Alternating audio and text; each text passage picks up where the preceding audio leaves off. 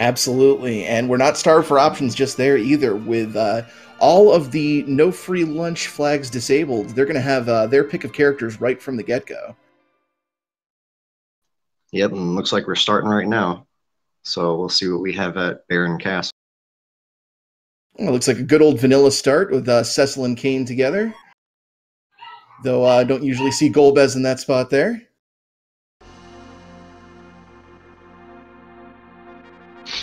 Yep, and we get the Twin Harp, which is one of the key items that we get. That'll let us go to the, excuse me, the Dwarf, or sorry, Cave Magnus, and that'll play Boardface, the developer, has programmed it so that instead of the original harp song that's in the vanilla game, we'll get a surprise song. So hopefully we'll see some of our runners go there. Yeah, definitely exciting in a community race to see that right off the bat, because almost guarantees that we're going to see some music throughout the night. One other thing to note with this flag set here is that items in shops are free, but before you get too excited, the Japanese exclusive items have been disabled, so I won't get any of those amazing items like moon veils and Bacchus wines and things like that. It's limited to just the basic healing and curative items, but still nice that you won't have to do much money maintenance. Yeah, that's true. Probably what we'll be seeing is our runners looking for a few items, ethers, life potions, cabins, and things like that, but probably not spending too much time hunting in shops. Speaking of which, already finding a power shirt in Baron in there, which is always a nice item to get early on to help some of your physical damage. Looks like Simbu is making a waterway check here, and I believe that is Porum there in the waterway, so white mage right off the bat, definitely useful.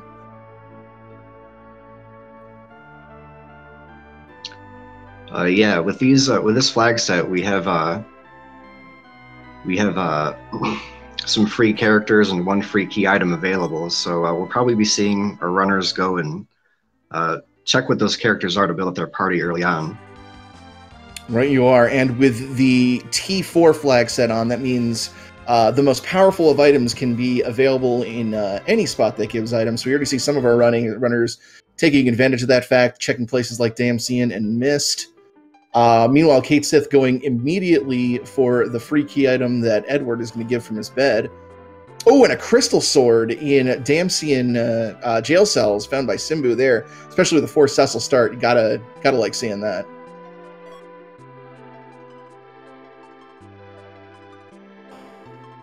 And it looks like the hook is being offered by Edward today for free.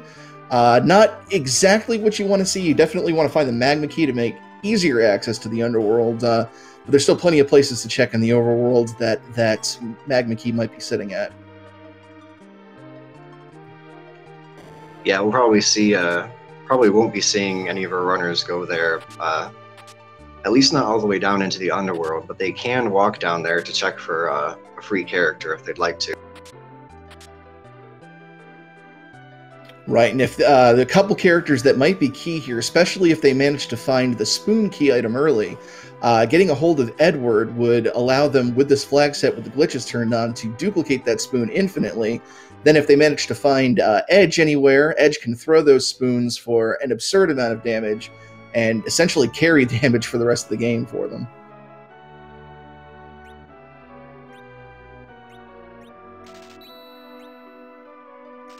Simbu is going to be checking Mount Hobbs here. Probably looking for one of those 2 aforementioned characters, or really anyone to boost their roster. And Fusoya is on Hobbs. Always a character you want to find. Oh yeah, and with these flags, we actually have the Fusoya challenge off, I believe. So that means when you get Fusoya, he's at full power. So he'll have all his spells and full HP for the level he's at. So a very valuable character to find early. Yeah, absolutely. Especially since we've got the Twin Harp as the first item that opens up another spot on the Overworld to check for items. That means with Fusoya, anybody that goes to Hobbs is going to be virtually guaranteed to be able to just be carried throughout the entire Overworld. Shouldn't be running into too many problems there. Yep, and it looks like we have Yang at Damsian, so that's another solid character as far as DPS goes. And you also don't need to worry too much about gear, because Yang is a pretty solid fighter, just barehanded, so that's another pretty good find. You know, right you are, especially with that power shirt being found early in Baron Inn. It's a great fit for Yang just because of the way his damage is calculated. Strength has basically twice the benefit in Yang than it has for most other characters. So the huge strength boost you get from that, very, very beneficial.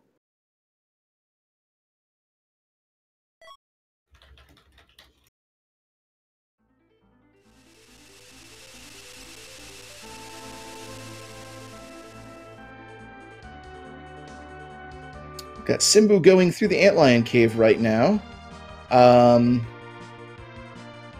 Generally, in a T4 flag set like this, Antlion cave is a really good opportunity with the number of chests that are in it to snag some goodies early on, not to mention get that one of those key items. And Simbu already finding the Stardust Rod and Ribbon so far in Antlion cave. Some very, very nice equipment right there.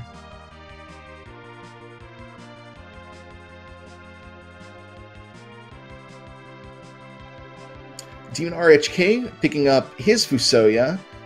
Definitely going to be happy to see that. While Simbu sets up for the upcoming Antlion boss, going to toss that ribbon onto Fusoya.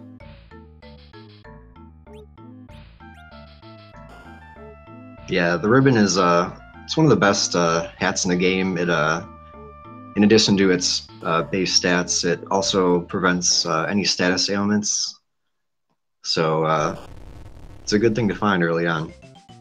Ooh, Kate Sith doing our first check of the 2 free characters in Mysidia, getting Rydia and Edge. So Edge, part of that one part of that infinite spoon combo that we could see come into play this particular flag set. And running into Baron Guards as the boss in Antlion. Definitely nothing to be afraid of there, though is a little unfortunate to see such a an easy boss in such an easy spot.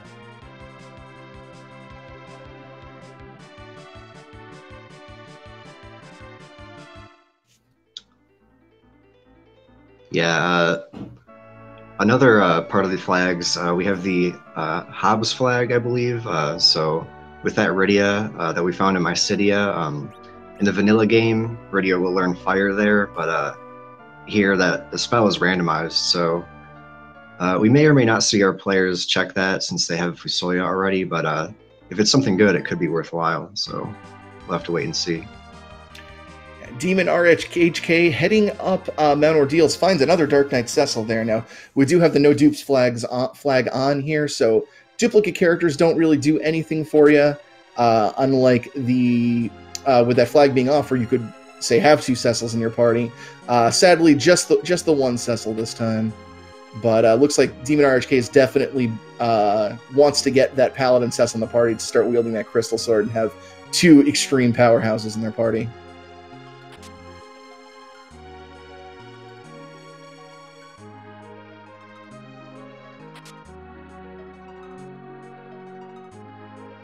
And running into the Baron Guards, they can be annoying with the J items off, since you won't have the stopwatches to prevent their annoying counterattacks, but considering you already have a fully powered Fusoya right here, this should be a one-shot, one-and-done, and yes, it is.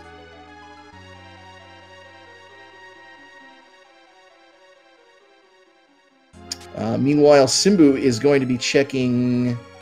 Oh, excuse me, that's Troy. I thought for a second he was going to check Fabul, but no, just going to go pick up his free hook from Edward here.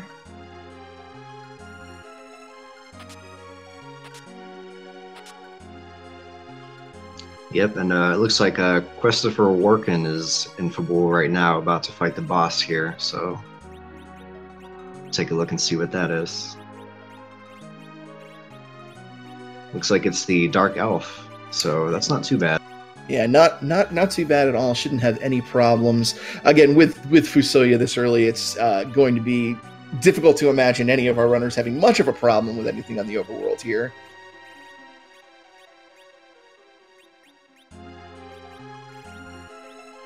The one annoying thing here is you can't one-shot the Dark Elf, since it does have a forced transformation, so have to wait another turn for everyone to come around to deal the final bit of damage to Dark Elf here, and I thought that jump from Kane might have been enough, but it looks like it was just shy of what they needed to do. But nothing that a second Quake from Fusoya can't fix. And it looks like Demon RHK gets the Legend Sword at Mount Ordeals. It's not bad. It is a key item. It's not exactly what you want to see. It's not really progression, but especially since we already have the Crystal Sword. But it does count towards the experience bonus that we get when our runners get 10 key items. Yeah, definitely. Probably the real prize for coming up ordeals here is getting Cecil class change to Paladin. But yeah, getting that key item count inflated to that magical 10 number to be able to get the double experience is definitely important, especially in a flag set such as this, which can go by pretty quickly, and you want to spend as little time grinding for experience as possible.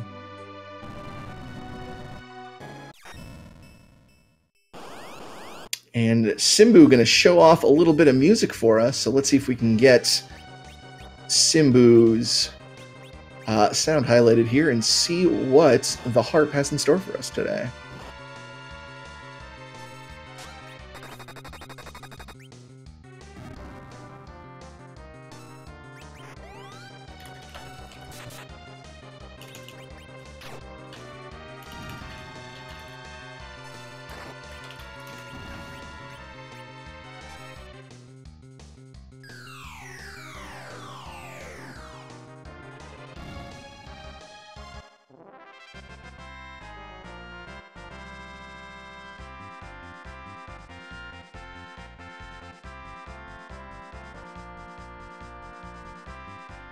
So someone in chat asking, what's the point of the XP bonus for 10 items? Yeah, that is actually is a mechanic for racing.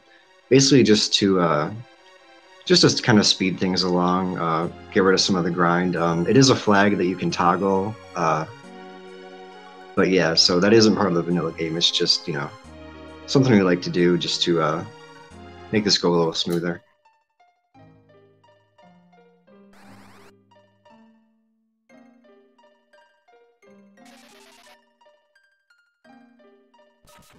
Ooh, and that is kind of a nasty ability to be getting from Wyvern there.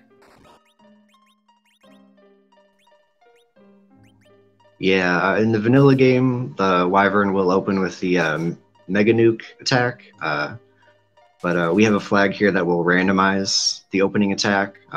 Usually it's better, sometimes it's worse, but yeah, in this case it looks like it confused our characters here, so we have to wait till they get hit until the runner can control them again. Yeah, thankfully that ribbon that Simbu got coming into useful effect there. The one character you didn't want to have confused, Fusoya, gets the confusion status blocked by that ribbon. So very, very fortunate there for Simbu. And when had a little lateness there switching over, do apologize that for the music, but it sounds like that was Final Fantasy VIII's world map music, if I missed my guess. Yep, that's what it sounded like. And the package from the Cave Magnus there, not the most valuable key item in a open free lunch flag set like this, where you have an abundance of characters to pick from, but could be something useful behind there.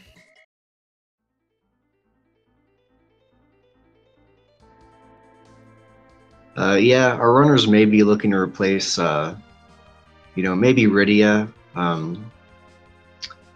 but it is a long cutscene, so for just one character, so I don't expect we'll be seeing them checking it anytime soon.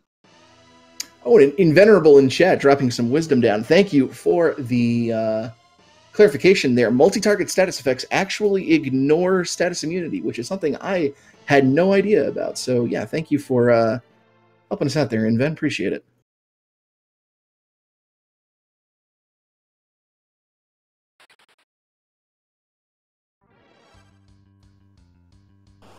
while our runners are kind of covering each other's tracks here, I do want to point out that with these flags, encounters are toggleable, so you'll notice that on the world map or in caves and such, they won't have random battles. It's a switch they can change. But it doesn't apply to certain forced encounters, such as the trapdoors in the sealed cave and the forced encounters in the cave Bahamut. So, and those are some pretty tough fights in cave Bahamut. So, hopefully, most likely, we won't be seeing our runners go up there today because all the key items are randomized between their vanilla spots as well as the summon locations. So the summon or the cave Bahamut is the only summon location on the moon. But if there is something there, you know, well,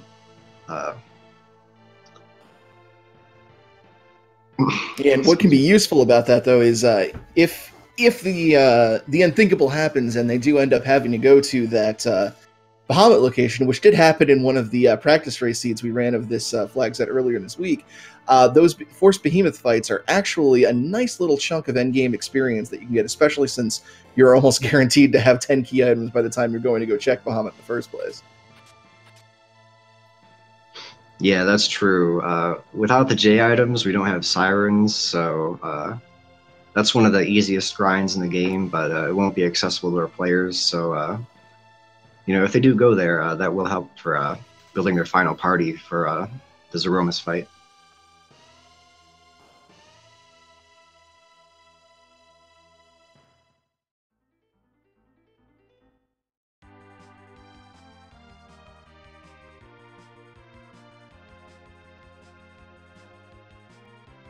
And Simbu, now having the rat tail and the hook, going to go make the play at the Adamant Grotto and see what key item is hiding behind that tail.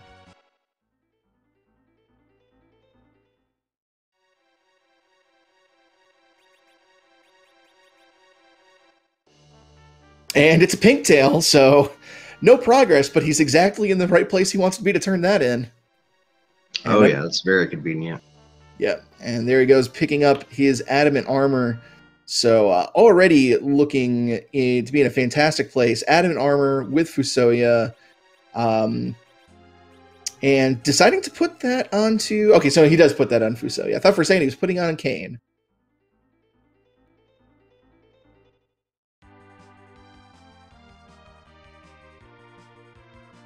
And just to clarify, Pokerific, yes, the randomizer does normally remove those if a certain flag is enabled to remove those. That flag isn't on with this particular flag set, so if you go through Cave Bahamut right now, you are forced to encounter those behemoths.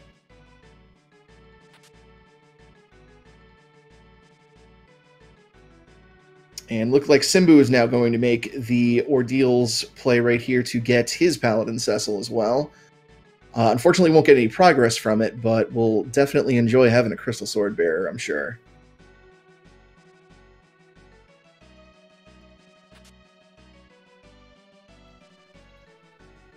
And we also see a Demon RHK here doing some inventory management.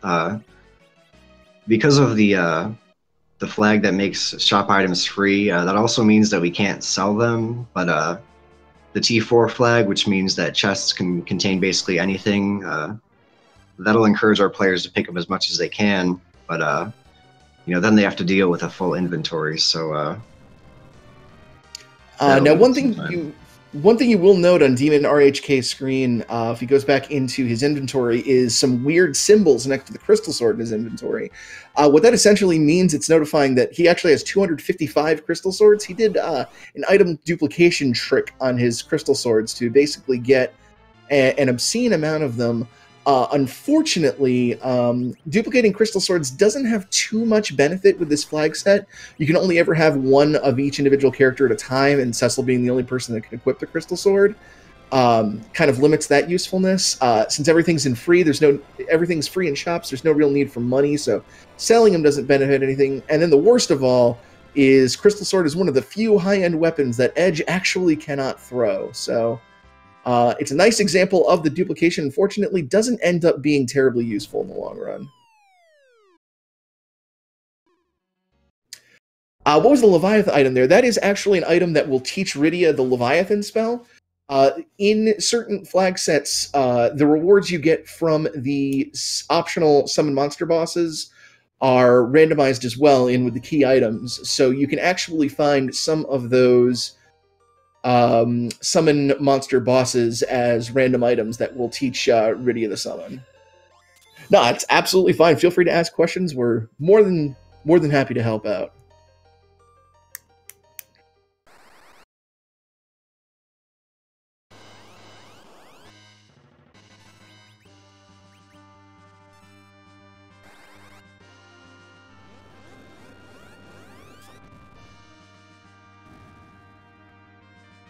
And it looks like Quest for making what I believe to be our first play on Baron Inn and getting that Nope Rope fight. But thankfully, hit both his Cecil and Fusoya faster even than Ogopogo's opening tidal wave, so that should be no problem whatsoever.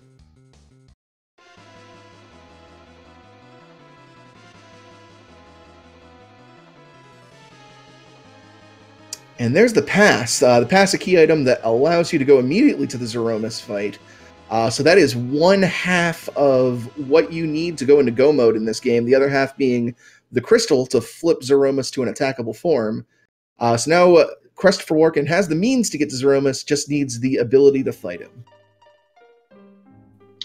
Yeah, that's true. If you play the vanilla game, you know that you get a crystal in the very last cutscene.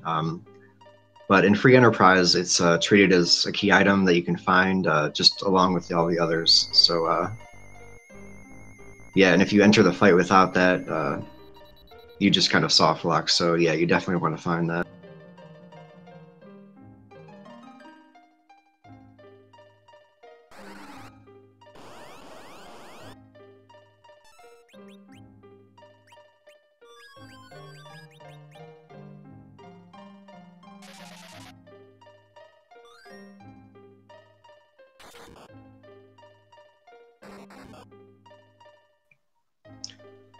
Another thing to note with these free lunch flags, the fight at Baron Inn, King and Queen Eblin, is actually a free fight because it's essentially a scripted cutscene that'll end without any input from you, but turns out it's actually faster just for Fusoya to cast Quake, so...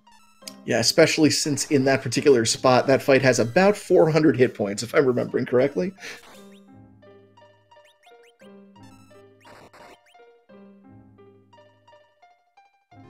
So Simbu getting a pass of his own, it's looking increasingly like they're going to have to follow that hook through Eblin Cave to get into the Underworld. I think that between all of our runners, we've seen all of the overworld plays they currently have available to them, unless I've forgotten something. Yeah, just about. Now it's just a matter of time before someone goes down there. That may be where Simbu is headed right now, in fact. Yeah, picking up that hovercraft and heading down to the Eblin Castle area. It looks like he's going to be the first one to make the storm on the Underworld here. We'll get to see who our Eblin Cave character is here pretty soon.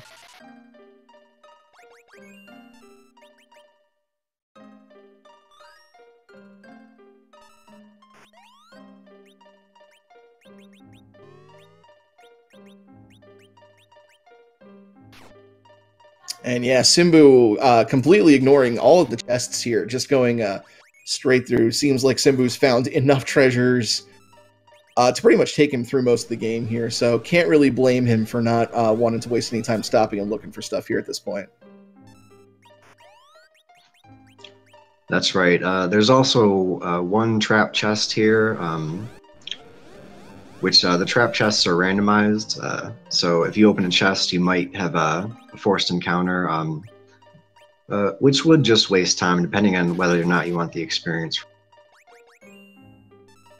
Tella, not exactly the most exciting character to pick up, especially since you have already found Fusoya at this point, who is basically Tella++, but Bahamut being the gatekeeper to the Underworld is pretty good to see. That should be an extremely easy fight with the current setup. Bahamut doesn't basically do any damage other than casting Mega Nuke over and over on a countdown. So you've already got Fusoya there to cast wall on people if need be, or might not even need to do it with the damage output they have. They might be able to burn Bahamut down without even getting to that countdown ending.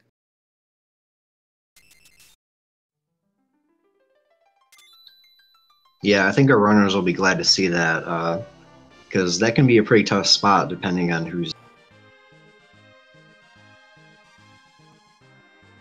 Quest for Working going to the Adamant Cave here, looking to turn in that rat tail and pick up a pink tail in exchange.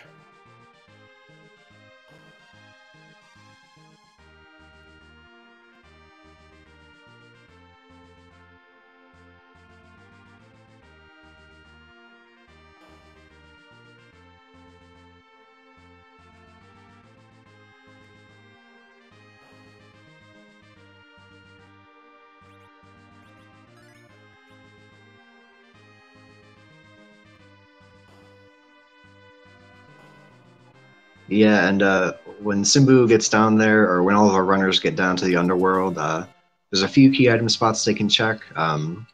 They do have the pan, so what they can do is they can hit Yang, and then they'll get 2 key items from his wife back in Fabul. You get 1 key item just for talking to him and telling her that he's there, and then 1 for hitting him with the pan. They can do Dwarf Castle, which has 1 key item and 1 character, and then there's a key item in a chest down in Feymarch, the land of summoned monsters, and then there's 2 key items at the summon spots. So I expect he might go to Feymarch first, because that's probably the easiest, but we'll have to wait and see. Yeah, especially with this flag set and going into the Underworld hand, just a ton of options with different locations holding very high volumes of key items. I definitely want to remember about that warp glitch being activated on this flag set. Nobody likes having to go through the sealed cave, especially when the force encounters are turned on, having to fight every single one of those trapdoors. If any of our runners forget about that warp glitch and don't do it in Dwarf Castle, they're going to be in for a pretty miserable time. Yeah, that's true, and if they don't find the darkness crystal anytime soon, they can leave those trapdoors as a means of gaining experience, especially when they have 10 key items. It gets them, if I remember correctly, about 60,000 experience points. So that's a decent chance to grind right there. So Bahamut proving very little problem for Simbu's team, and by Simbu's team I mean Fusoya. Doing some damage and then getting the wall up before the Mega Nuke to reflect it and do the last bit of damage he needs, and Simbu is our first player to have access to the Underworld.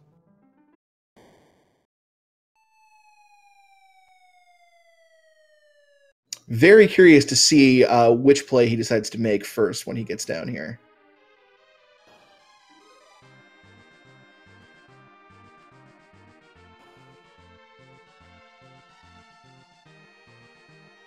And Quest for Rorken is hot on Simbu's heels. He's going to be going into the Bahamut fight momentarily here. Whereas our other 2 runners still finishing up the last couple of options available on the overworld here before they'll ultimately be following suit and going down the Upland Cave route as well.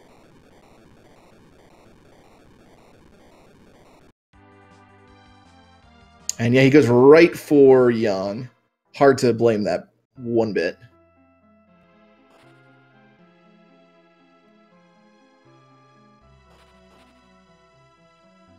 So yeah, without any combat whatsoever, Simbu's going to be picking up 3 key items here. 1 from the Sylphs for whacking Yang with the pan, and then 2 for the turn-in with Sheila Yang's wife back in Fabul. So we'll see if any of those hold the crystal that Simbu needs to put himself in go mode.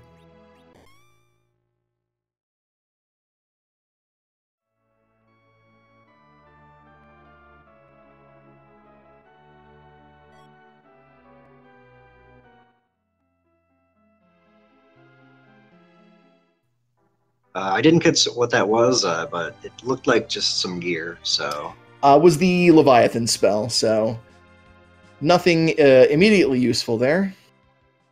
But with 2 checks at Sheila means that this still could end up being the play. We'll find out here in just a moment. Meanwhile, Christopher working quickly dispatching of the Dragon Lunar fight and going into the Bahamut fight proper here.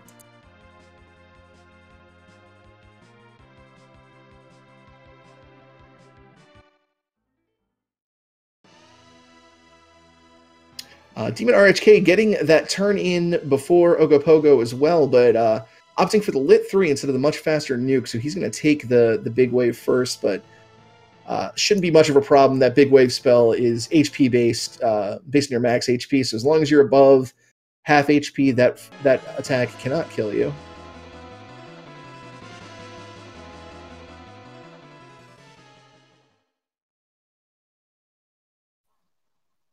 And it looks like Simbu got the Earth Crystal and the Tower Key, so he has a choice between going back underground, where he can use that Tower Key and get a few other key items, or he can check the Tower of Zot and turn in his Earth Crystal, which will get him 1 key item and potentially 2 new characters.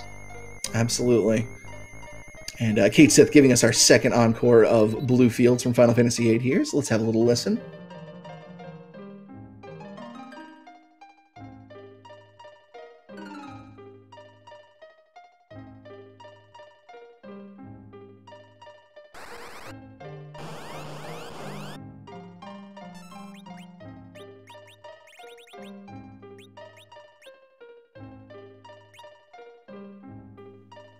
Looks like Sinbu is opting for the Dwarf Castle and then the Sealed Cave, so that'll get him 2 items. Might be saving Fey March for when he's ready to potentially fight the summons there. Right, which is definitely a strong play to make. If you only have to make 1 trip into the Fey March rather than going in, getting the free item, and then coming back when you're able to actually fight the summon monsters.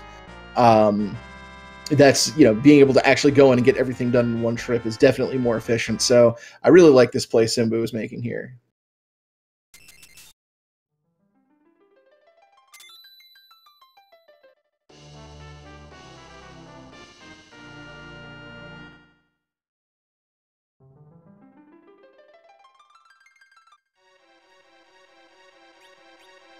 Meanwhile, looks like Demon RHK is getting his 2 free characters from Mysidia, and Kate Sith gets his package from Cave Magnus, and they'll probably be headed down into Cave Evelyn shortly as well. Yeah, I believe that is the last overworld check for Kate Sith, so yeah, Evelyn Cave would definitely be the next destination. Simbu running into the Dark Imps as the second fight, and a Palom for the character. Dwarf Castle, not interested in taking him.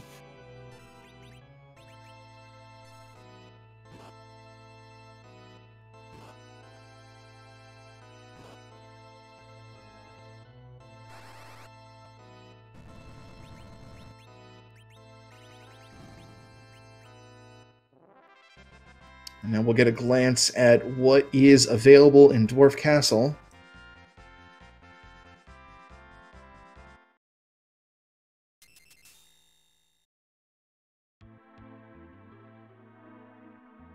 But first we have to slowly watch this hand crawl along the grounds and grab this crystal.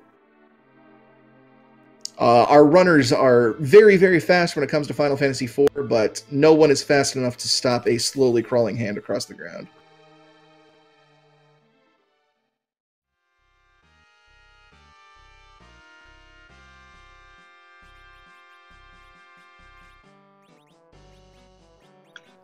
So here's that warp glitch we were talking about earlier. Basically, the way this works is as soon as you finish with the fight inside of the Crystal Room in Dwarf Castle, the game immediately switches that location to be the Crystal Room at the end of the Sealed Cave. So if you warp back into that room, it's actually warping you to the end of the Sealed Cave, so you just get to grab the key item there, which in this case is the Darkness Crystal, and then the real crystal from King Giot. So Simbu is officially in go mode. Yeah, since he didn't pick up Palom, this may even be the final party that he intends to take to the last fight with Zeromus, so we might just see him turn in that Darkness Crystal and choose to grind a bit. Yeah, that Darkness Crystal being very, very good to get at the same time crystal, as with no J items available, that opens up one of the more desirable means by which to grind your character up to the final, or excuse me, your party up to the final levels that they need to fight Zeromus, which is known as the D Machine grind. It's a specific encounter in the Giant of Babel, which you can access through the big whale gotten through the Darkness Crystal, where it allows you to constantly spawn a high experience value enemy over and over and over without resetting the fight. And by fighting that enemy over and over and using the life glitch, which allows you to use the life spell on enemies you kill to effectively get double the experience from them, it's a great way to just skyrocket your party up in levels for a very small amount of time invested. Oh yeah, the way the glitch works is the life potion or spell, it basically revives the enemy, then immediately kills them again. So, as you said, you basically get double the experience. Right. It's a handy benefit of the fact that the amount of life you're resurrected with is based on your vitality stat, and the decision to make every enemy in the game have 0 vitality. So that's a pretty handy use right there.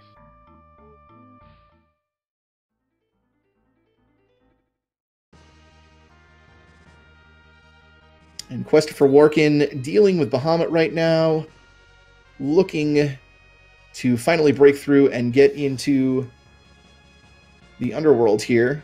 He's looking to try to burn Bahamut down before that countdown ends, it would appear.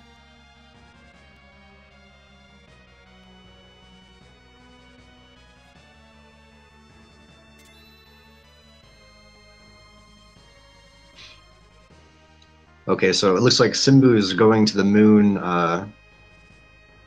but then changing his mind and going to the Giant of Babel, which is where the D Machine grind that we mentioned earlier is. So, yeah, something tells me that was just a case of autopilot taking over there. Usually when you go into the big whale, you're going to the moon, so he might have just hit that crystal by accident there. Quest for Workin is through and is going to be our second character, or excuse me, our second runner to reach the Underworld. Kate Sith dealing with Bahamut himself now. And right on their heels is Demon RHK going into upper battle right now. So all of our runners should be in the Underworld before very long.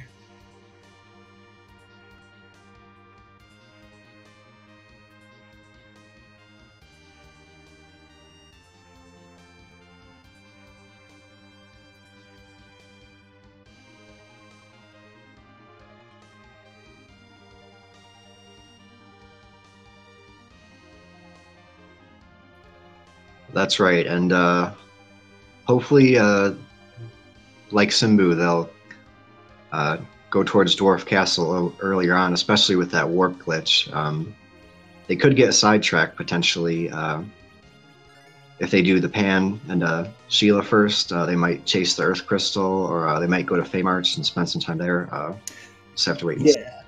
Yeah, absolutely. Just because of how easy it is and relatively quick it is, I've got to imagine most of the runners are going to get sidetracked by that Pan. I mean, we know that it is the wrong play to make, but with 3 key items for basically 0 invested bosses that you have to fight and very little time, it's a very appealing option that's very hard to pass up.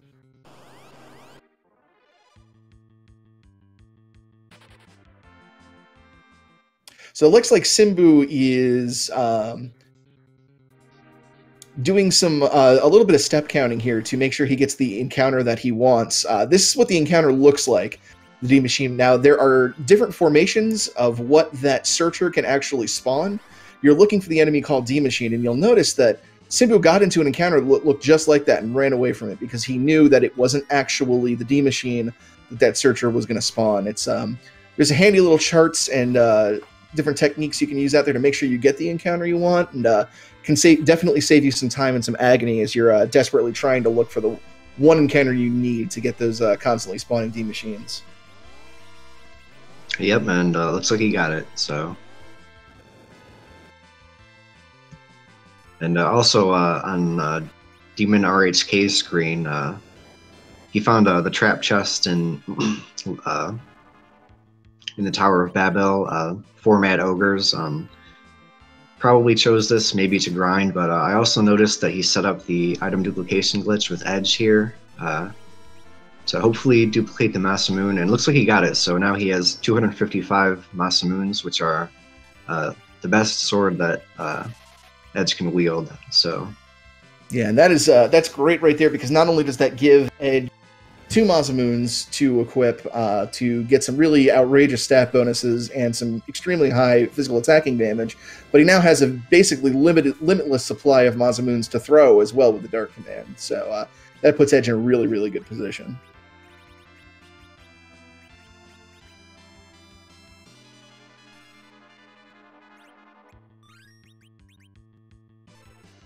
And Demon RHK not done with the glitch oh, no. Never mind. It looked for a second like Demon RHK was about to set up the MP Underflow glitch, too, which would have been an amazing display of just everything you can do with all flags enabled. But no, we're just going for some normal healing. So, yeah.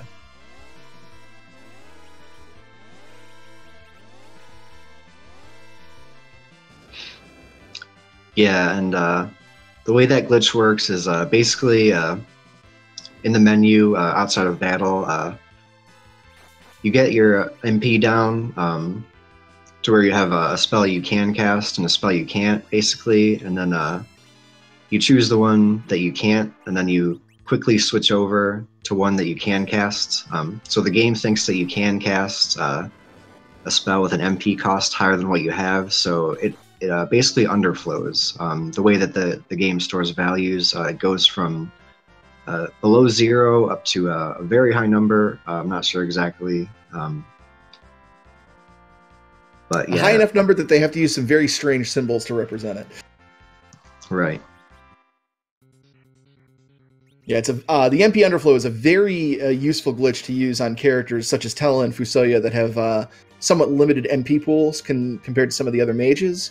The one drawback of it is that you lose the ability to cast spells from the overworld menu, which I learned the hard way, having Fusoya set up for an Underflow glitch and then being unable to use the warp from the menu to do the warp from the dwarf room. So definitely something to keep in mind should you ever choose to use that glitch yourself. Speaking of warp, Simbu warping his way out of the giant end. Looks like he's got all the levels he needs. He's going to be heading right to Zeromus here.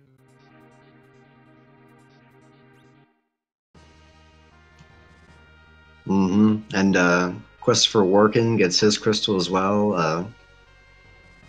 Does the warp glitch, and so he's in go mode as well. We'll have to see. He might do the D machine grind, or he may go to the moon and try to grind there. So yeah, we'll see what Quest for Workin decides to do here.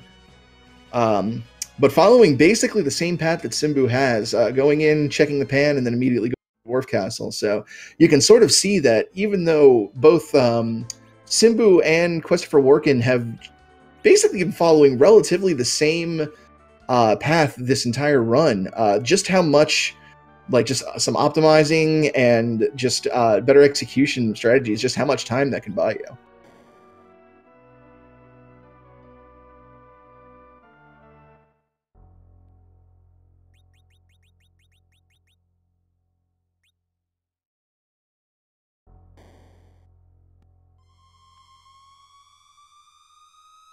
And looks like he's going to go turn in that pan anyway, even though he is still in, even though he's in go mode. Maybe fishing for some decent late game equips and everything before he decides to go on his grind. So with Simbu about to fight Zeromus, one of the fun things about here is that the Zeromus sprite is randomized, so I believe there's an important question we need to ask here, Cassidy, and I'll let you have the honors. Whose butt are we going to kick tonight?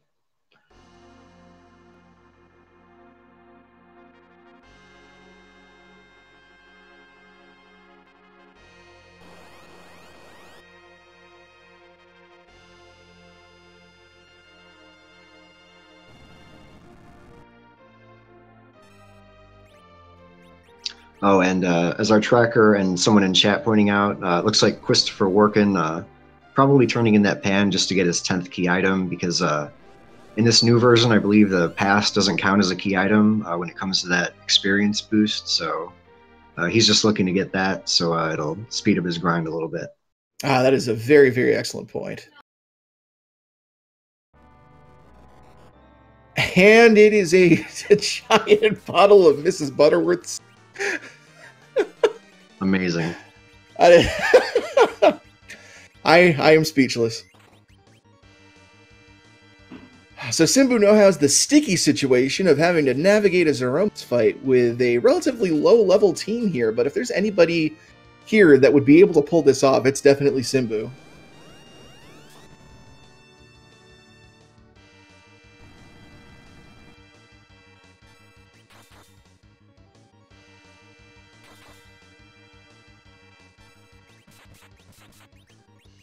That's right. It looks like he's using one of two very common strategies. We see he has three fighters, three physical fighters, which he's going to Berserk, which will speed them up a bit and give them a little boost to their attack power.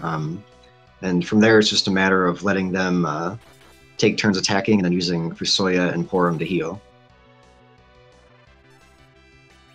And he has some really excellent damage going out right now. This should be a relatively quick fight for Simbu here.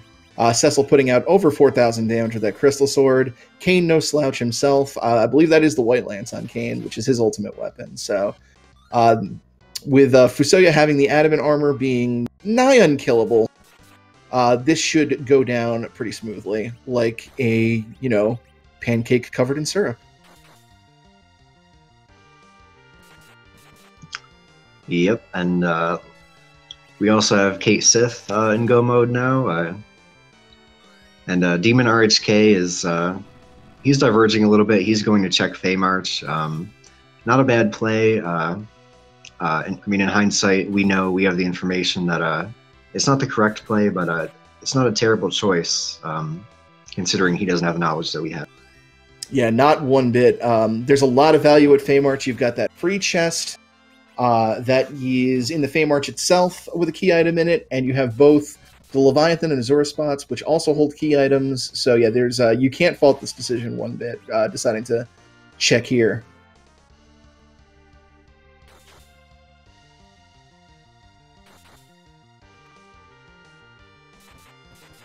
Also, yeah, we want to give major props out to Scala Kitty in chat there, responsible for the lion's share of these hilarious alternate Zeromus sprites that we have. So thank you very much for fighting the syrup lady becoming a reality.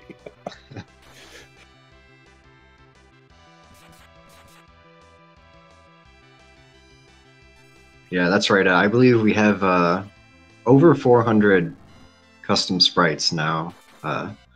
Maybe someone can correct me if I'm wrong, but it's no small amount of work from Scala. So Kate Sith finds the Adamant inside the Fey March, which is actually kind of interesting right now.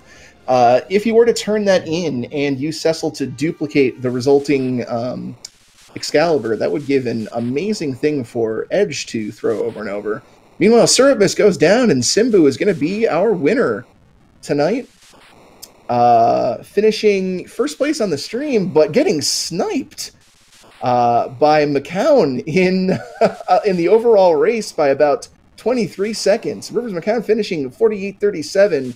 Simbu at an even SRL time of 49 minutes. So GG to both those runners. What a close race. Oh yeah, very nice run from Simbu here.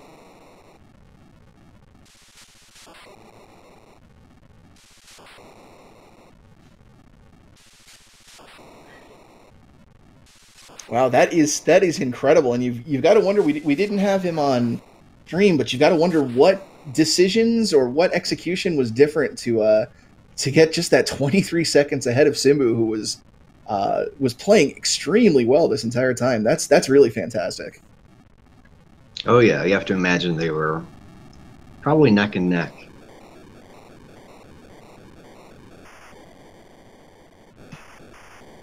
We also have besides our runners here on Restream, we have about 26 other runners.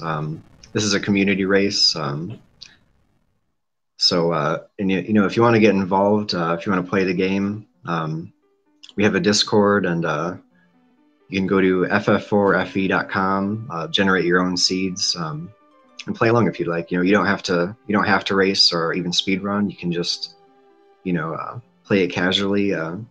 We have different flag sets, different presets, you can choose from, and just enjoy the game. Yeah, and one of the ways to just really show off just how many different ways you can enjoy this randomizer, we'll be having a league coming up called the World Series of Free Enterprise, which is going to be a number of different events with vastly different flag sets that completely change the way you have to approach each style of flag set, basically. And we've had lots of different pickup races going on casually in the Discord with those different flag sets to really try out different ways of play. We even have a really popular 2v2 mode that has started over the last few months, where you and a partner get to go in and share knowledge of the game seed that you find out and try to coordinate to have a combined time better than any other team's combined time. It's been a lot of fun. And looks like both Kate Sith and Demon RHK are going for the summon bosses here in Feymarch. One of them was a freebie in the form of Water Hag, which has a storyline script to immediately end as soon as you get 3 attacks landed on it. The other is another relatively easy fight in so far as it is the encounters you get during the Fabul Gauntlet event during the main story. Even though it's a relatively easy fight, it is incredibly lengthy, and unfortunately we know that the end result of here is not going to be useful. So, really sad to see them both going for it, but honestly, if you make the Feymarch play and you see both those bosses here, that's basically going to incline any runner of this game to say, oh, I need to make this. These are 2 bosses I can take. This is 2 free key items I can basically grab here. But unfortunately, we know not the play to make.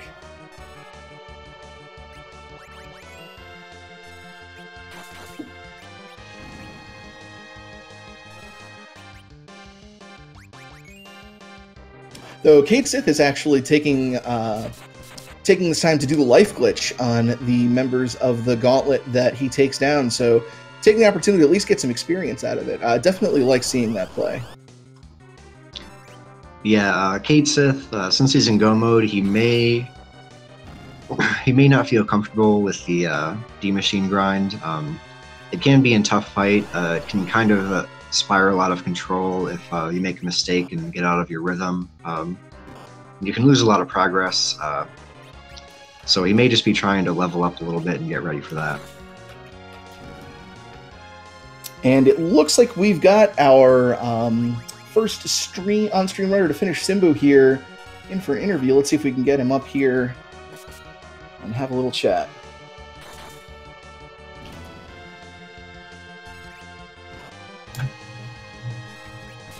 Hey, Simbu, welcome. First of all, GG, that was an incredible run. Way to finish there. That was a magnificent time that you posted. Thank you. I'll be interested to go back and see how Rivers managed like 23 seconds faster than me. Yeah, we were commenting on that. It's just like, man, watching your execution this entire time was just spot on. There was very little defined in your play that there were really much of a time loss there. But then seeing Rivers come in just 20 seconds before you just really shocked us. Just based on how you played that, if you had to guess something where he maybe won up to you, where do you think it would have been? He could have maybe skipped out on Twin Harp. I don't remember what was there, but that was definitely... Oh, that was the package. So yeah, if he skipped Twin Harp, he could have definitely one-upped me. That silly Wyvern, it managed to get me with Charm, even though I thought Ribbon should have protected me against that. Yeah, we thought the same thing. Invenerable actually clarified in chat for that. The any multi-target status move will actually pierce status immunity, which is a really weird oversight I knew nothing about. Yeah, but... Luckily, Kane got my foo back up, and I was able to cast Meteo and end it, but Yeah, it definitely had me worried there for a minute because I didn't have life potions, so it was like, oh no, what am I supposed to do? And that was another thing that people are asking in chat. The decision to go with the Meteo spell there in that particular fight, was there a reason you decided to go with Meteo as opposed to just nuking him, or? Well, I was afraid he was going to get his wall up, and I didn't know if nuke would one-shot. So because of that, I definitely wanted a one-shot, and since Meteo goes through wall, that's another thing. Quake would have worked normally, but that spot has enough magic defense that Quake would have been doing almost no damage, so... that's a very good point. Yeah. I was just...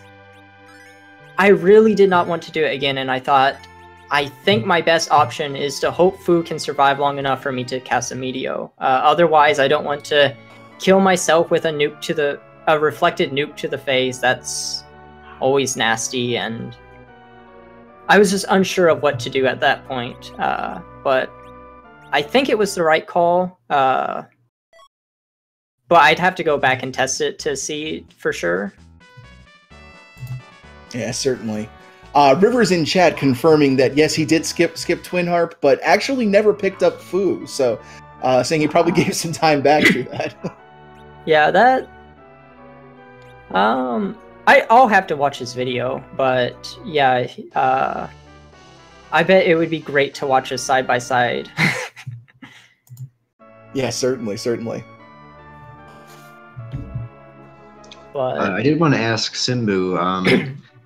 So when you went down into the Underworld, how did you choose where to go first? And did you put off Feymarch, for example, until you were ready to fight the summons there, or what was your reasoning? So I went Sheila because I had 7 key items, and I thought, oh, what would be perfect is if Sheila had all the goods. 10 key items, a crystal, and darkness. I was like, that would be the best case scenario. Then when she didn't have everything I needed, I thought, okay, let's go to Dwarf because I would like to pick up Rosa or Edge or something like that. And it's 2 key item checks. And then Feymarch was probably going to be next, followed probably by Tower. Yeah, that makes a lot of sense. We're actually seeing two of the runners on stream made the Feymarch check, and it was actually Water Hag and Fabul Gauntlet on the boss's spot. If you would have seen those fights first, not having gone to check anywhere else, do you think you would have stuck around to try to do them, or would you have just grabbed the freebie at Feymarch and gone? I would have definitely have done Water Hag. Gauntlet, I would have probably just left it. The only thing worse than doing Gauntlet in this particular flag set, it looks like, would be Cave Bahamut, so I would have probably taken the risk and left Water Hag. I meant Gauntlet alone. I do not like Gauntlet. I can't imagine many people that do like a Gauntlet. Yeah, I mean, it's going to be completely free with the Adamant armors, but they're also really fast, so you're going to be sitting through so many attack animations, waiting for food to kill them with Quake, so yeah. That's a very good point. Well, did you have any last thoughts about the seed? Anything that you wanted to share with us? I think everything's pretty much said. I was really proud of myself for doing such a short D-Machine grind. I think I picked 3 and life glitching was probably the exact right number. Any less, and I don't know if I could have done it. Any more, it would have been difficult.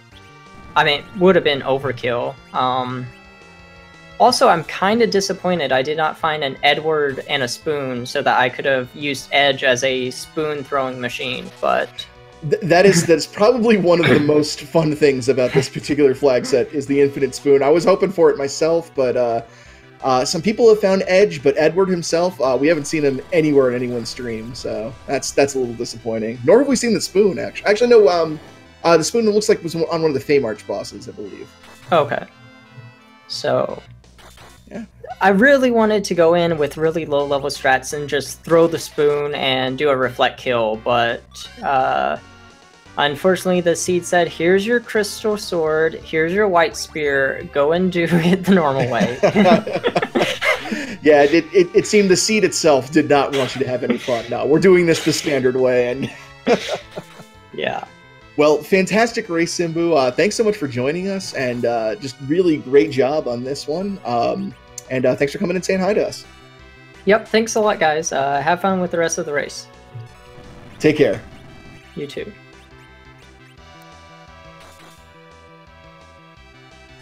So back to the race itself. Christopher Warkins finished his grind and is going in to Zeromus himself. Looks like a little bit of a higher level than we saw Simbu go in, but definitely shouldn't present too much difficulty here. That's right. Looks like he's using roughly the same strategy that Simbu used. Yeah, we also saw the spoon from our top two runners, Kate Sith 2 and Demon RHK.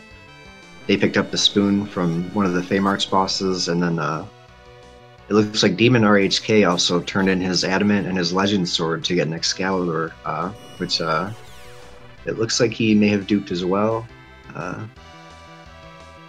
But yeah, it looks like we're all in go mode, so we're just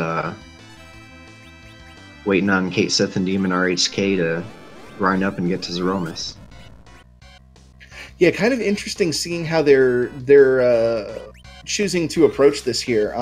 Continuing to do the fights that have items behind them, rather than just immediately going in for any sort of grind. So yeah, it's certainly a different approach than just immediately going to the D-Machine grind like we saw with Simbu and Christopher Warkin, but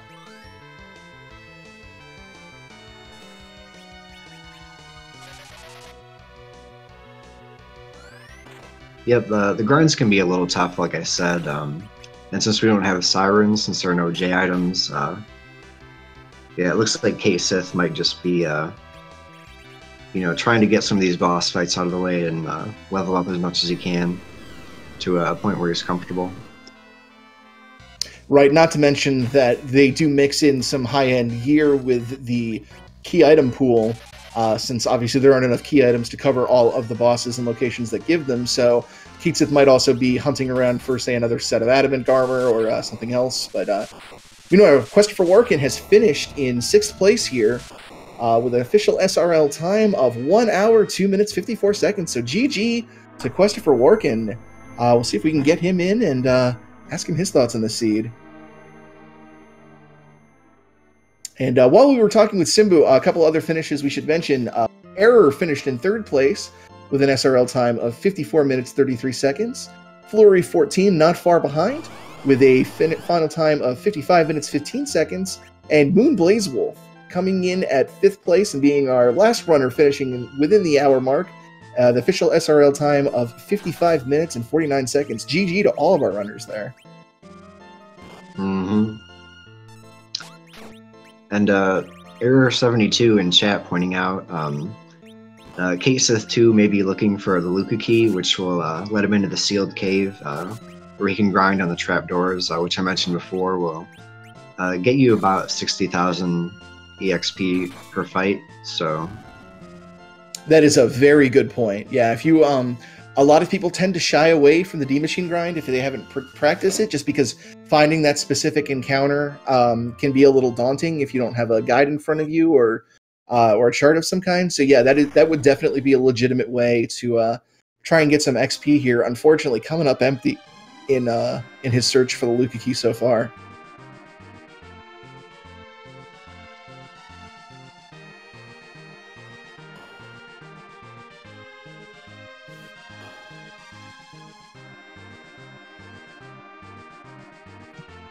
He will get one key item, Kate Sith, that is, when he exits Tower of Babel here, since he had the tower key, and he went in the cannon room. That'll activate a cutscene when he exits the tower here, where in the vanilla game you basically get rescued by the airship. So he'll get something there. Hopefully it's the Luca key. And Chokasura finishing in 8th place here with an official SRL time of 1 hour, 5 minutes, 14 seconds. So GG to Chokasura.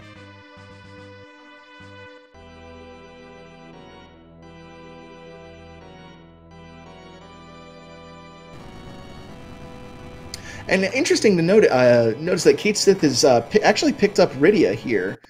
So might be looking for either some sort of hybrid or reflect-based strategy against Zeromus. So it'll be kind of interesting to see if we have a radically different approach to the final fight. And just the Magma Key, not really helpful at this point in the game.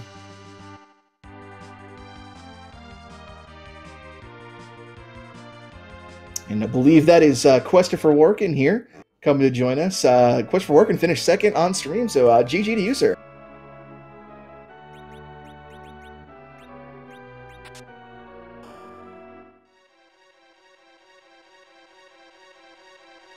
I think we might be setting up a microphone here. We'll get with Questifer. I forgot I had it on push to talk. No worries. It happens to us all the time. So GG, congratulations. Thank you. What were any initial thoughts on that seed that you wanted to share? About your approach to it? Is this even randomized? Well, it was interesting to see. You were sort of right behind Simbu going into the Underworld. I believe you were entering Eblin Cave just as he had got to Bahamut.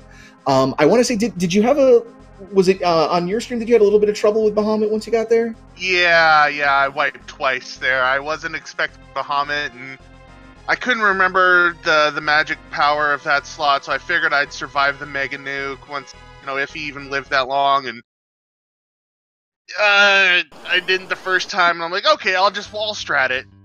Figure that'll kill it. And nope, that didn't work. So fine, I'll lower the battle speed. That'll do it, you stupid dragon. That's a frustration that I have run into many a times there. Now, when you did get to the Underworld, though, I believe you checked the Pan first and then went to Dwarf Castle. What were sort of your thoughts as far as what you decided to do in the Underworld and what order you decided to do it? What was sort of your general thought process there? Well, I already had the Pan, and it had already deposited me right by the Sylph Cave, so that's just a quick run through. It wasn't K3 or K4, so I didn't have trap chest to check. So that's just a quick, smack upside the head and get the hell out. And then I wanted to check the character there, see if it was Edward in case. We got our spoon, but no spoon. Oh, okay, and apparently thing's telling me spoon is at Leviathan spot. So, which was going to end up being my next set of checks after Dwarf Castle, but Dwarf Castle had everything. Yeah, King Giat was a little generous to us today, wasn't he? Yeah, a little overly generous. Yeah, in my practice seed that I finished up right before the race, I forgot that you could do the Dwarf Castle glitch, because that never turned on. So I ran through Luke Cave and I'm like, wait a minute, this is all glitches. Why am I... And then, oh look, Darkness Crystal. Well, that's go. And I'm happy I went and checked the Pan, because that gave me the last 2 key items I need for double experience. Yeah, which ended up being really, really huge that you did check that and got those items, because being able to go in, do that D Machine grind, get it done really quickly. You were at Zeromus and done with them in record time. I don't think you had any trouble with the Zeromus fight. It was just really straightforward. But yeah, well, I had a little bit of trouble. Apparently, syrup isn't all that sweet to people. It can, depending on how you treat it, it can be a little bitter, but. Yeah, I mean, it was just not wanting to cooperate and be easy. I had people die. I was able to recover just fine, and I was able to one-shot it, but it was just not the easy-peasy fight that I was expecting. Yeah, but the recovery was nice. You did pull off the one-shot, ended in the top 10. It was really pretty fantastic performance. Basically, you were just watching you side by side with Simbu here on the stream. It was almost like point for point playing where Simbu was just maybe a step or two behind him at any point in time, and just sort of that trouble with Bahamut was really the only thing that really separated you by any significant length of time. But yeah, and when it happened, I knew that's going to cost me a couple of places, easily top 3, probably top 5. I knew, and I knew it as soon as it happened. But you may be happy to know. I know you were holding out for it, but so far nobody on stream has found Edward. So the infinite spoon strategy has sadly failed to materialize. So you weren't the only one missing out on it. It looks like. Well, at least that's somewhat good news. I mean, everybody loves Infinite Spoon. It is pretty great. Yeah, we were talking about it in chat before the race started. It's like, you know, Infinite Spoon's the dream. Definitely. Well, did you have any other thoughts about this seed? Anything you wanted to share? No, I'm actually really happy with where I placed considering. You know, I was happy to pull off 6. You know, and then I didn't lose out to anyone I didn't think I wouldn't lose out to. I mean, Simbu is just Simbu.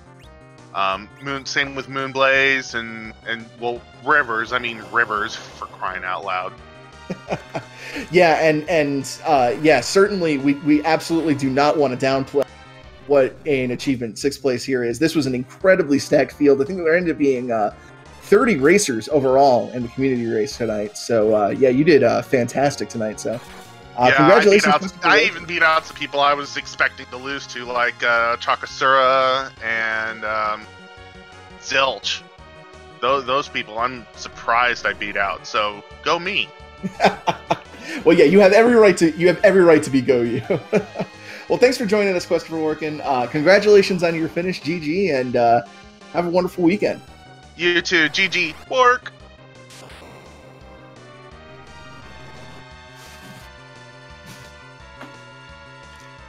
All right, getting back to the racers on the restream here, we've got, let's see, Kate Sith looks like is storming Baron Castle, and I believe that might be the Vanilla Cognazo up against, or is that the Odin spot, I believe? That's at the Odin spot. That's at the Odin spot, okay. I was going to say, wait a second, there shouldn't be, if that's Vanilla Cognazo, we shouldn't have any dead.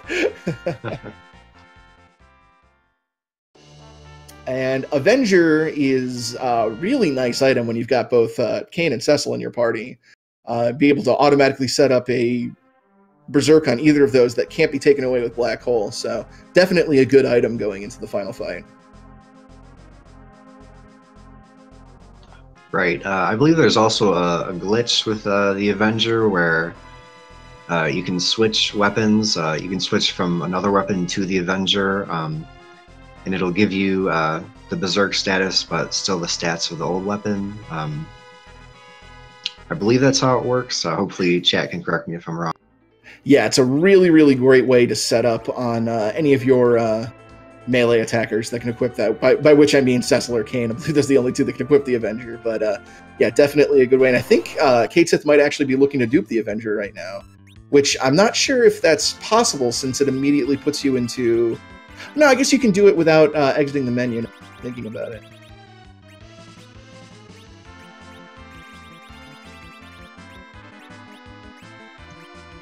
Yep, and Demon RHK fighting the Element spot here. Just looking to grind a little bit more. I didn't notice if he tried to get a D machine or not, but this will still get him, you know, some levels.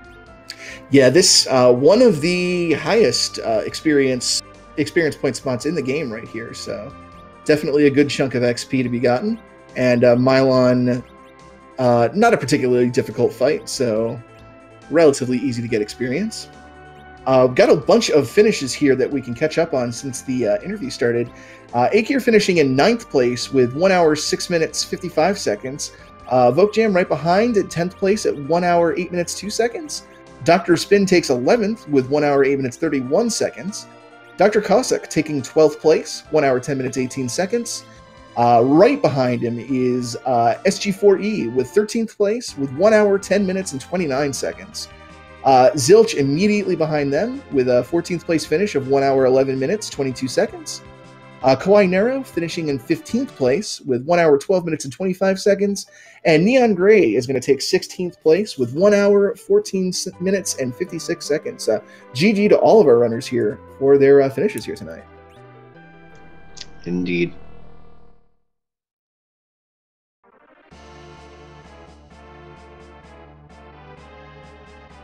And Kate Sith going into Zot, which I believe, looking at the credit screens from our two finished racers, is where they will eventually find that Luca key.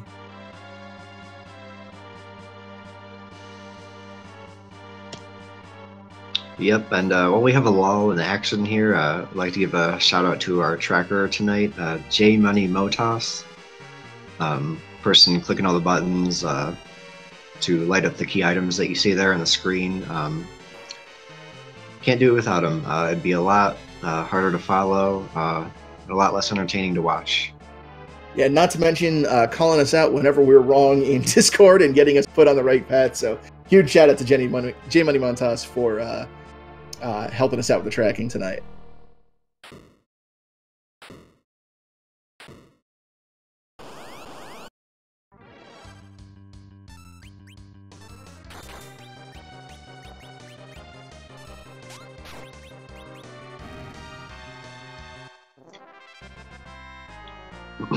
We see Kate Sith throwing an Avenger here at the Plague. Plague is a boss that'll cast a spell on you that will count down from 10 and then kill all your characters. So you want to get that fight over with before that countdown finishes. So making short work of Plague and finds Rosa in the Tower of Zot. Generally considered the best white mage in the game, so we might see Kate Sith pick her up.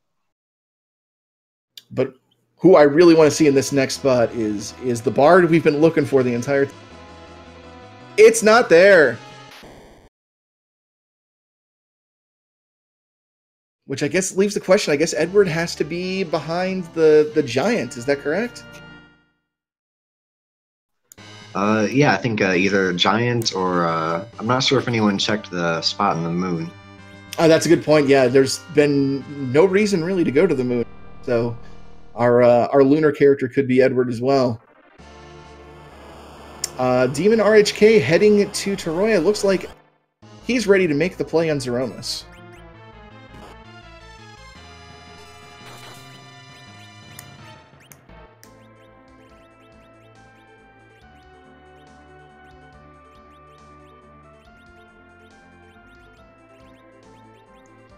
Question in chat, did anyone check package?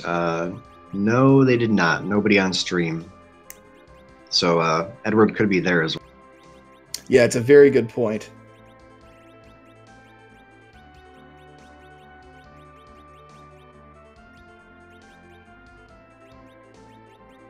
Yeah, we do have another fun flag that the developers of Free Enterprise turned on, where the sprite, which is normally the bomb enemy that comes out of the package in Myst, is replaced with one of several other random overworld sprites. So there could be some pretty amusing things that come out of the package when that holo flag is on.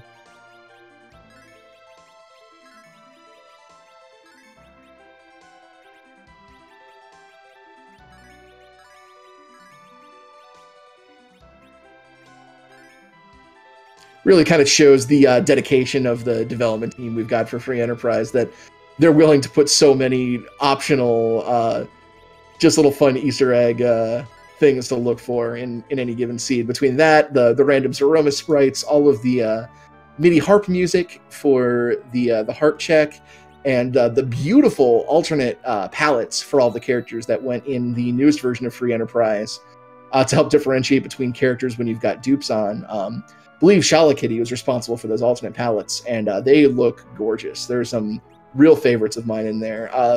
Kate Sith, you can see one of is that blue Rydia is just really, really good looking. So lots of fun stuff to be had in this randomizer.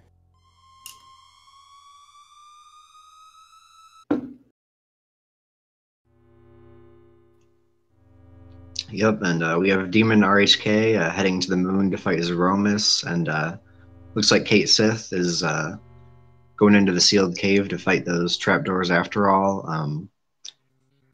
As we mentioned, typically the flag that lets you turn encounters on and off. It'll also disable these fights, but there's a sort of a sub option that will force you to do these fights, as well as the behemoths in the Cave of Bahamut.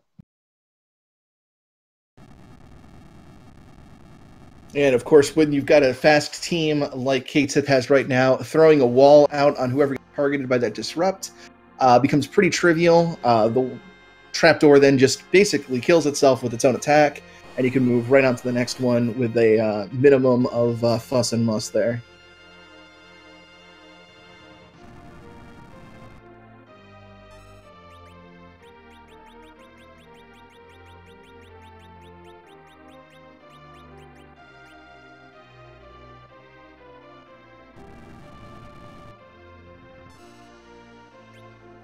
Poidrak has just finished in 17th place. Official SRL time of 1 hour, 21 minutes, 33 seconds. So GG to Poidrak.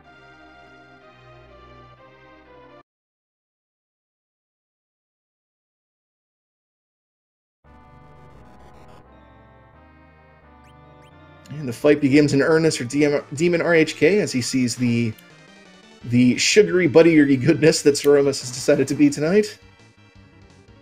I gotta say, this might be my new favorite Zeromus sprite. There's some really good ones out there, but this has got to be at or near the top. Oh yeah.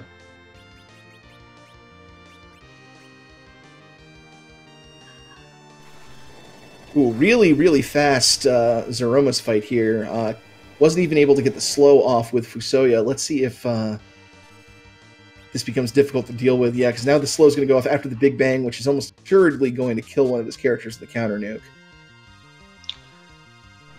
Yeah, I think the reason he's casting slow here is you can try to manipulate the Big Bang. I'm not sure exactly how it works, but certain spells or items will if you cast them at a certain time in the fight, it'll basically nerf the Big Bang, so it'll do less damage, and you won't have to worry as much about it taking out one of your characters.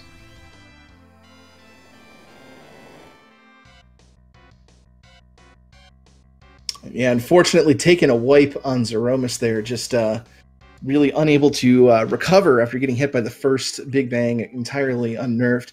Yeah, a common thing to do to nerf that first Big Bang is to throw out a Silk Web item, which casts 2 instances of the slow spell on its target, which will put Zeromus at its as slow as Zeromus could possibly be, given whatever its current agility is. So that's a really common first play because it triggers that counter nuke and will nerf that first Big Bang. But with Japanese items off, they don't have access to that Silk Web. So manually casting slow becomes your next best option, really. Slow being a relatively fast spell to cast, and putting at least 1 instance of that slow debuff on Zeromus. Right, and what you'll see runners do sometimes is the game basically calculates your turn order based on your character's agility and the party order. I'm not sure if Demon RHK is trying to manipulate that or not, but you can manipulate it so that, or you want to manipulate it so that you can get more turns relative to Zeromus. Because sometimes, if he's faster, you'll have to deal with more of those Big Bangs, and just puts an extra burden on the fight. Yeah, the science of agility manipulation is incredibly complicated, at least for someone like me who takes a look at mathematics and starts scratching their head. But generally speaking, the slower the person is in the center spot, the slower Zeromus is going to be relative to you. Now, that comes with a lot of caveats that I wouldn't even imagine to begin going into in simple commentary here. But it is definitely something you want to look at especially when you have the agility agnostic flag on, which we do, which unties the relative agility to Cecil and instead puts it on whoever is in the center position of your party. It can be the edge that you need to really deal with Zeromus a lot more easily. Had a number of finishes in the last couple of back-to-back. Miyare no Ko finishing in 18th place with a time of 122.58. AK Drizzt just behind with a 19th place finish in 123.14. And Bahamut X99 finishing in 20th place with an SRL time of 1 hour, 24 minutes, 6 seconds. And just now we've got Kinda Nerdy Housewife finishing 21st place with 1 hour, 25 minutes, 23 seconds. GG to all those runners for all posting sub 9-minute times. That's really incredible.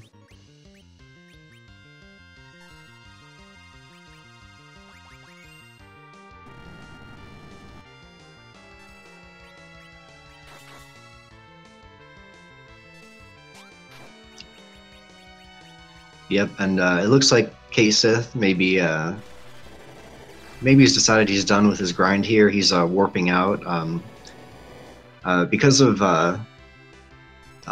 you can't actually cast exit in this cave because of the plot point.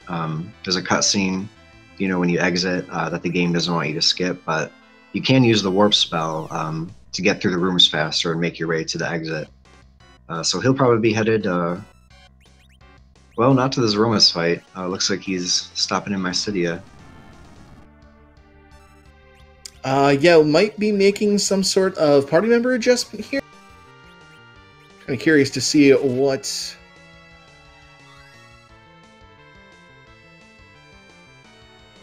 Yeah, with the most recent update, you can actually come here to Mysidia and recover some of the party members that you've decided not to pick up. So, if you change your mind, you decide, no, I want this other character, you can just head right back there and pick him up.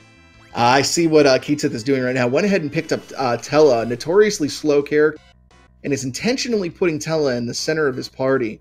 The aim here having a character with a very low relative agility in that center spot. Tella not expecting to actually do anything for him in the Zeromus fight, just going to use that spot as what is commonly referred to as an agility anchor to try to get as slow a Zeromus fight as possible. So, pretty heads-up play there by Kasith.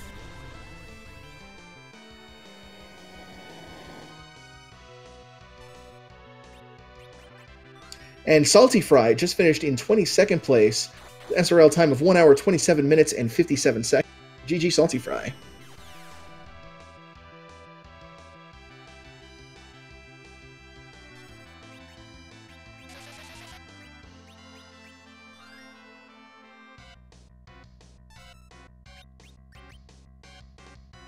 Demon RHK having a little bit of trouble here with this Z fight. Making a good effort at recovering here, and yeah, with that shake, should be able to get the Cure 4 off and get Edge back up into fighting shape. To start chucking a few more Excaliburs here. Yeah, unfortunately, Fusoya's Cure 4 isn't quite as powerful as the other white mages, but it looks like he's getting by. I think he'll probably make it this time. Yeah, one of the big benefits to that cast right there was Kane being down. When you multicast a cure spell like that, it's divided amongst the number of active targets it's hitting. With Kane on the grounds there, it's dividing it by 4 instead of 5, so able to get that extra oomph in the spell that he needed to get everybody back up to full health.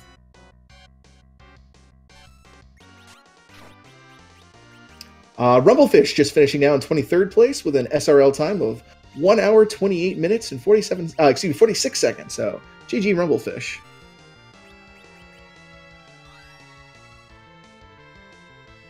Kasith entering the Zeromus fight here as well. We'll see who is able to get through their Syrup Maiden faster here.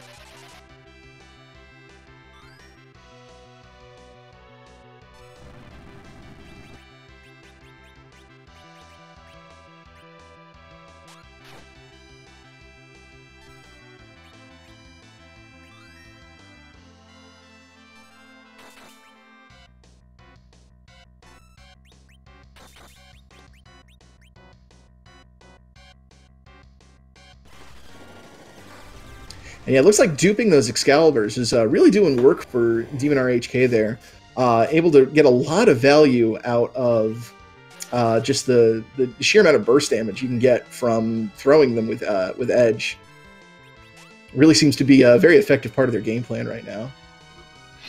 Oh yeah, and I believe that's also the strategy for one of the speedrun routes as well of the vanilla game. Yeah, Kasith seems to be doing the same thing with their Edge, so throwing Holy Swords definitely in vogue tonight on stream.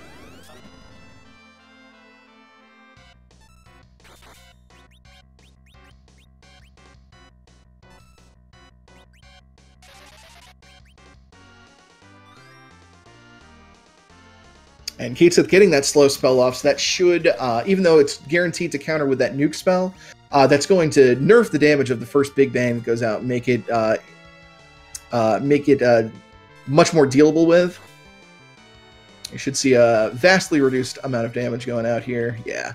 So even though Edge had taken that counter nuke to the face there, was still able to survive the Big Bang with how much less damage it was doing. So you can really see how valuable a strategy is nerfing those Big Bangs can be if you can get the timing down. Right.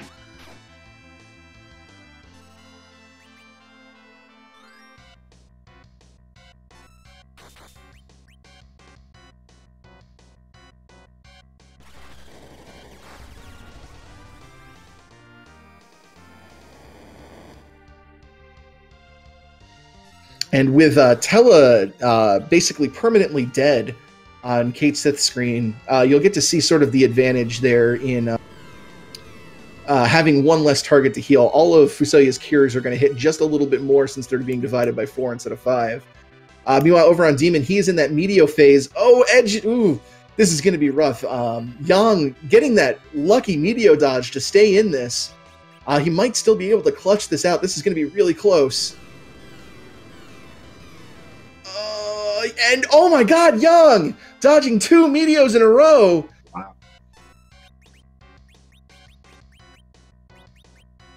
Can we go for a third? Come on, Yang.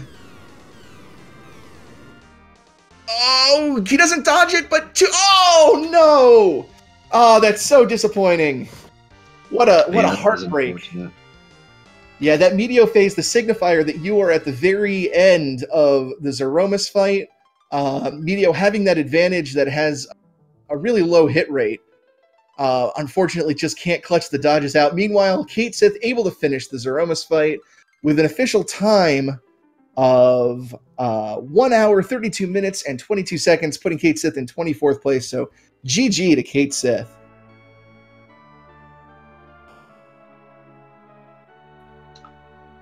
Yep, but Demon RHK looks like he's going right back in there.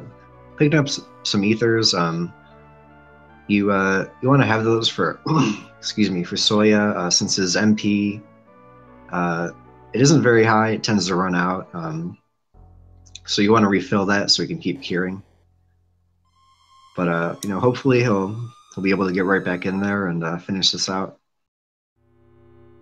And it looks like we've got Kate Sith here to join us for a post-match interview. Let's see if we can get them up here and talk about their run. Hey, Kate Sith, how's it going? GG, congratulations on your finish.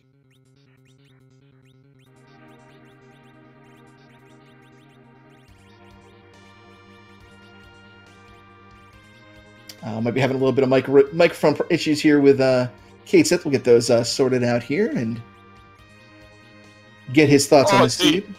Oh, there you are. Hey. All right. I forgot my thing had a physical microphone switch. No worries. Not the first person tonight to have microphone. Yeah. But first of all, yeah, congratulations on your finish. What are sort of your initial thoughts on the way you routed that? I realized that I should have went to the moon to grind, and that I was looking for the Luca. I was kind of hoping for a quick Luca key so I could punch doors.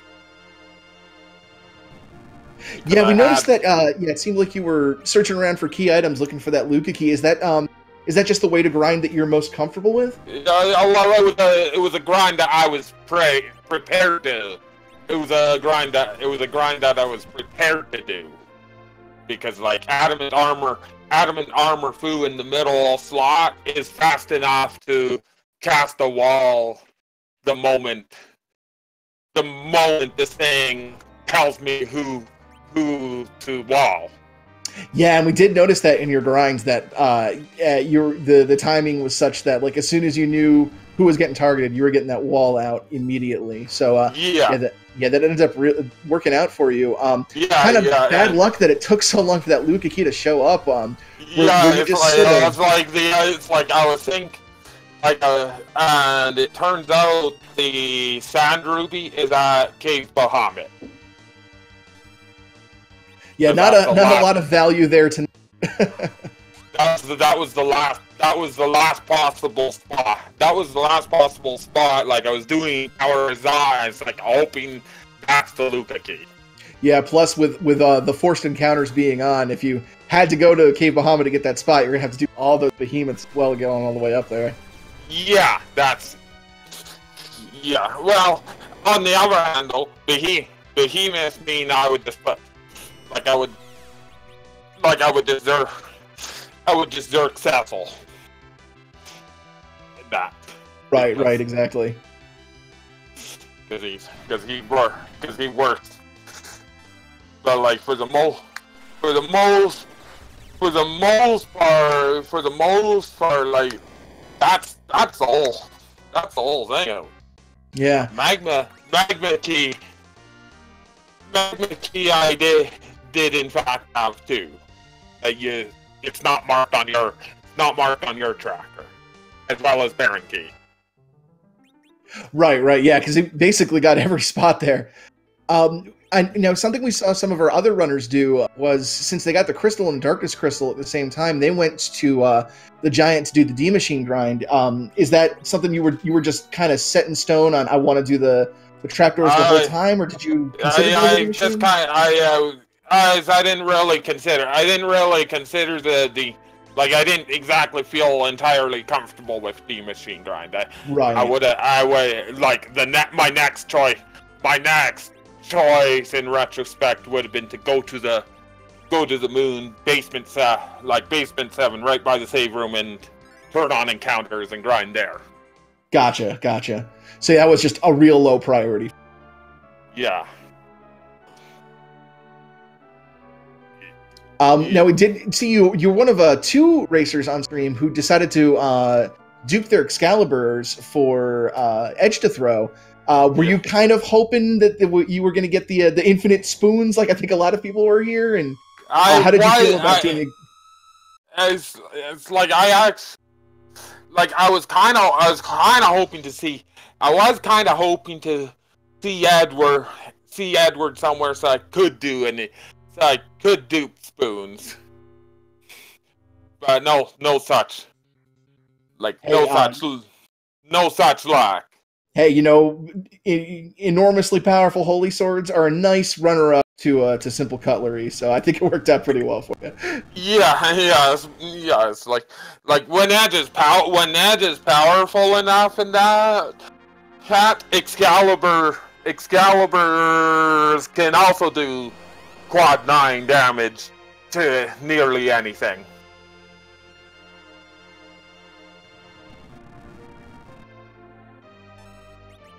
All right, great. Well, did you have any final thoughts on this seed or anything that you wanted to share with us?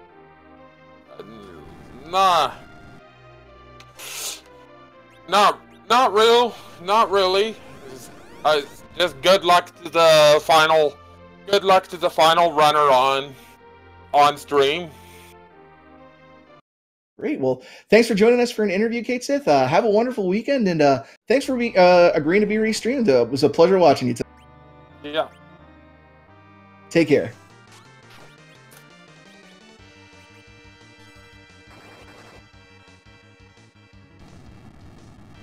All right, and Demon RHK still struggling a bit with this bottle of syrup, but fingers crossed we'll be able to get back in there and get this thing taken care of.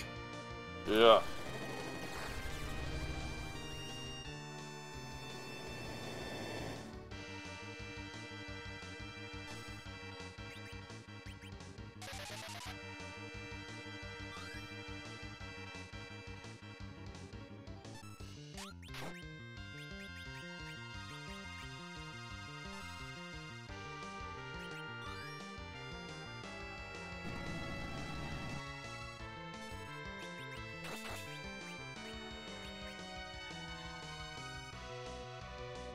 And yeah, just that raw speed of Zeromus there. You can see just really in just comparison to the finish Kate Sith just had on his stream, where he went ahead and ditched one of his characters for Tella in order to nerf the relative agility of Zeromus. You can really see just how comparatively faster Zeromus is on Demon's RHK stream.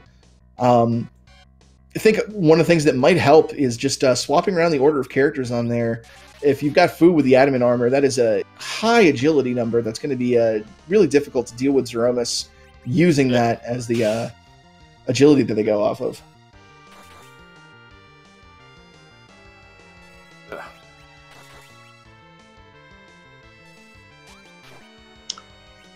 Yeah, that's right.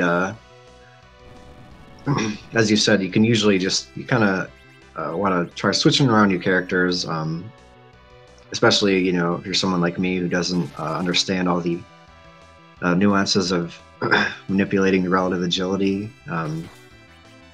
But it looks like he's getting by using Fusoya as his healer and using some of his other characters, throwing out some Cure 3s here and there where he needs them.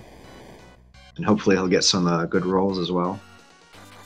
Oof, a high roll on Cecil there takes him out. Thankfully, he's still got Edge up, and Edge is really doing the lion's share of the damage here with those thrown Excaliburs. So fingers crossed that Edge can stay on his feet.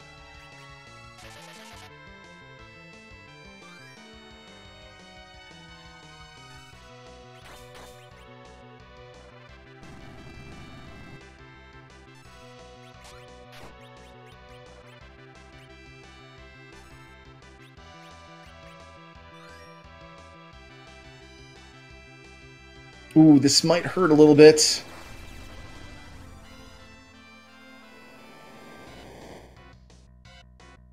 And, ooh, some low rolls there really helped out. So you're being able to recover from that pretty easily. Might even want to consider just leaving Kane dead here at this point, just so those multi-target cures can hit for more. Especially since the bulk of his damage is really coming from Edge at this point. Mm-hmm. Another thing he might consider doing in a situation like this is sort of rearranging his party. He's got Yang in the back, so he may not be doing as much damage as he could be. Yeah, Yang is one of the few characters that are melee that really can't set up in any way to deal full damage from the back line.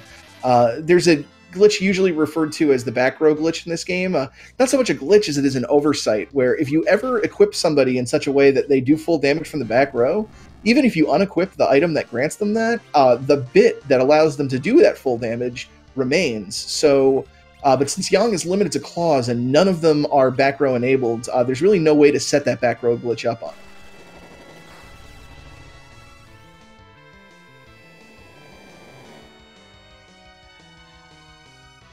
And getting some good rolls from the Big Bang here, letting him recover from. So as long as he keeps this sort of tempo up and is able to keep this going, I think he might be able to pull this off.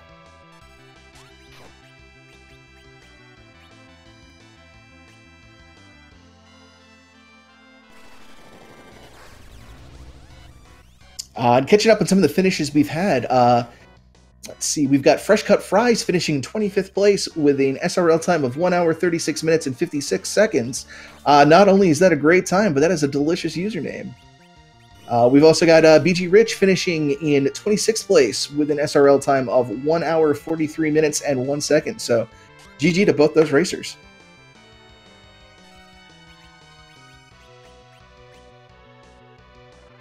And we're back to the Meteo phase. We've got 5 characters on their feet.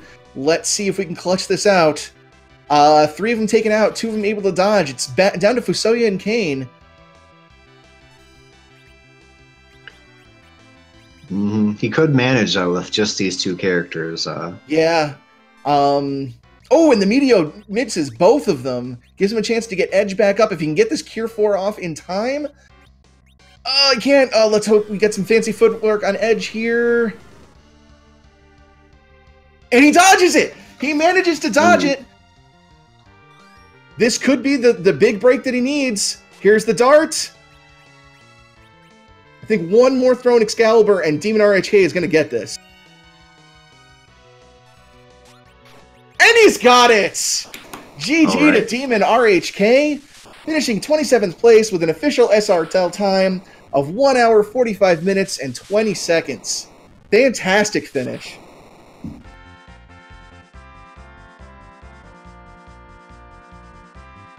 Oh, I was on the seat. I was on the edge of my seat there with that final dodge of the Meteor. What a dramatic finish. Oh yeah. And yeah, let's see if we can't get Demon RHK in here to give us some commentary on that that amazing finish there.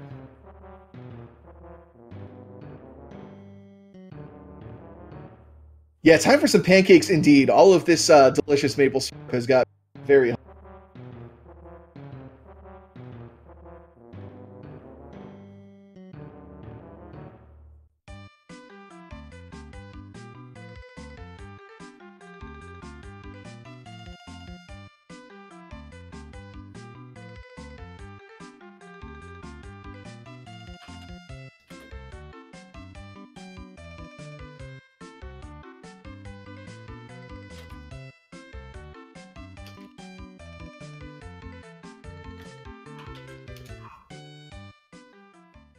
And as the ending starts to play on his screen, we're going to see if Demon wants to come in for an interview here post-match.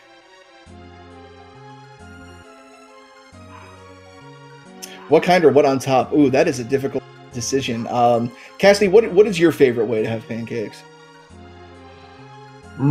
Yeah, I'll go with the typical syrup. Maybe some butter. Just like fancy. just sort of a classic pancake array for you. Yep. See, I'm more of the chocolate chip. I'm one of those people. The more chocolate you put in something, the more delicious it gets. Yeah, maybe some blueberries too. It's always nice. Oh, yeah, that's good. That's good. There's an IHOP like 5 minutes from me that I might have to hit up after this.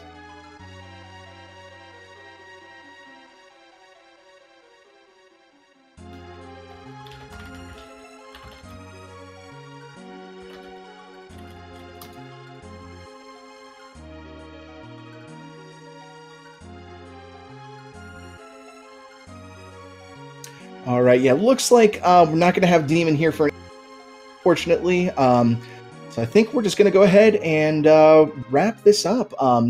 Big shout out to our restreamer math girl here tonight, J Money Motas, who I hope I said properly this time and didn't screw up the name. Our tracker for this evening, keeping us straight and getting all the items. Definitely toss them a follow and thank them for all their work. I've been joined here with Cassie. Cassie, do you have any final thoughts you wanted to share? Yeah, I just want to say, if you enjoyed this, you want to maybe play the game for yourself. Like I said, we have a Discord. You can go to ff4fe.com. There's a lot of resources. Great community. I mean, you probably hear that a lot, but it really is very helpful and friendly. If you see these, you see these glitches and you're like, wow, I have no idea how to dupe an item or underflow my MP. There's lots of guides and just general resources available. If you'd like to come on in. Fantastic. Yeah, it's a ton of fun and just a bunch of wonderful people who can get you up and running in no time. So yeah, if any of this looks interesting, definitely check it out. I've been Smapey. Thanks so much for watching. Our next community race is going to be Monday night at 9:30 Eastern Standard Time, so definitely check us out then. Take care, everybody. Good night.